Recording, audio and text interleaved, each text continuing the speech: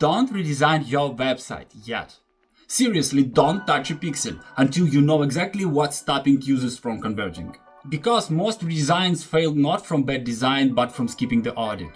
And that's where things get exciting, because today you'll learn how to find those invisible blockers before you spend a single hour on redesigns. I'll walk you through the same UX audit framework I use for e-commerce websites step by step, so you can uncover growth opportunities and design with confidence.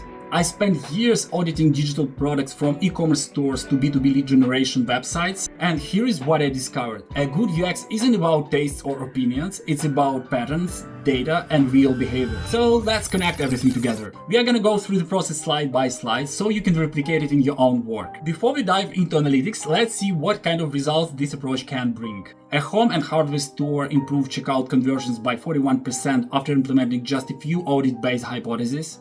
A direct-to-consumer electric bike store increased product page conversions by 32% after fixing usability friction. A B2B lead generation website for AI solutions saw a 25% lift in demo requests.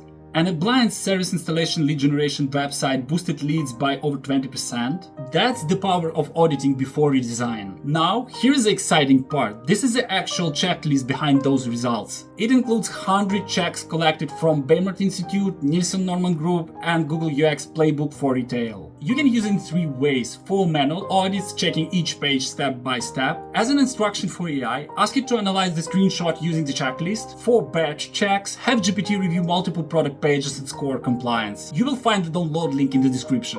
Okay, let's connect the dots. Here is what's coming next. Start with analytics and micro-conversions. See where users drop off. Then analyze UX findings and hypotheses. Finally, in part 2, I will show you how to prioritize and automate the audit using AI. Start with behavior, not screens. See how users move between pages, from category to product, from search to cart. These flows reveal the silent friction that kill conversions. And that's where things get interesting. Because once you see the patterns, you can trace them back to specific interface decisions. For example, if filtered categories perform slightly better than unfiltered ones, your filters help, but maybe not enough. If search to product transitions are low, it's not about a design issue, it's more about the relevance. So numbers show you where to look, not yet why. And that's where you bring in heat maps, session recordings, and user testing videos. They help you see why users get stuck, and they turn raw data into clear stories. Another example, if add to cart rates are low on category pages, your product tiles might lack clarity, a quick view, or add to cart buttons. If users drop right after opening checkout, you found your highest ROI fix. So audit first, then optimize. Now let's talk about speed. Over half users leave if a website takes longer than 3 seconds to load. Compare pages on mobile networks, not Wi-Fi, because no amount of great design can save a slow checkout. So now we know where users struggle. Let's see why. This is where your audit turns into actionable tasks. Now that you know where the issues hide, let's turn those insights into real business impact. Each finding has 3 parts: issue, what's broken or confusing; solution, how to fix it; and metric, how to measure success. And here is the nice part. Every headline is phrased as a solution task, so you can drop it straight into Jira or Notion. Your homepage and navigation set the first impression. Even tiny UX frictions here can cascade through the entire funnel. When search is hidden behind an icon, you add friction. According to the Google UX Playbook for Retail, the search field should always be visible, especially on mobile. Search users are the most motivated visitors. Make it effortless for them to act. Another example, if a drawer or menu opens without a clear close icon, users feel stuck. Add a visible exit button, simple fix, big impact. Next up, product discovery. If your filtered categories work but search doesn't, your search results might be irrelevant. That's not a UI problem, that's logic. If users must register to save products, you are adding friction. Let them add first, then invite to sign up. That alone can double engagement. Another example, show users what filters are active. Baymert found it reduces confusion and boosts clarity. Add a clear all button and you're done. One more thing here. On mobile, the back button should close overlays, not navigate away.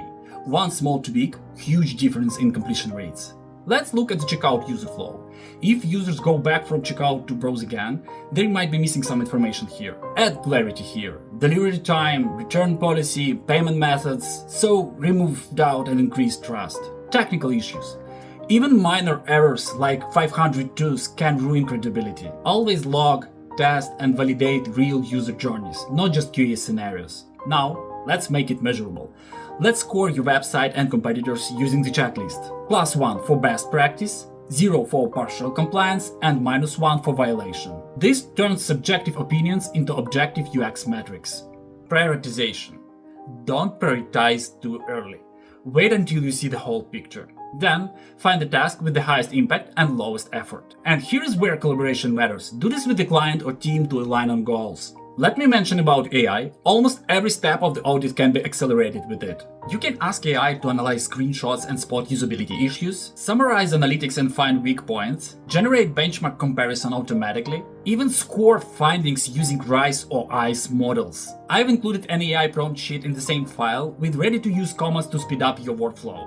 And that's where things get exciting, because with the right prompts, AI can already handle about 70% of the heavy lifting, collecting data, summarizing findings, and scoring benchmarks. But the last 30%, that's still human. Because no AI can walk through a checkout, feel confused, and think, why did that happen? That empathy is what turns audit into design insights. You can download the UX audit template, checklist, and the prompt sheet from the link in the description. Use it before your next redesign or train your AI to use it for you. And remember, audit before you rebuild, measure before you improve, and design with confidence.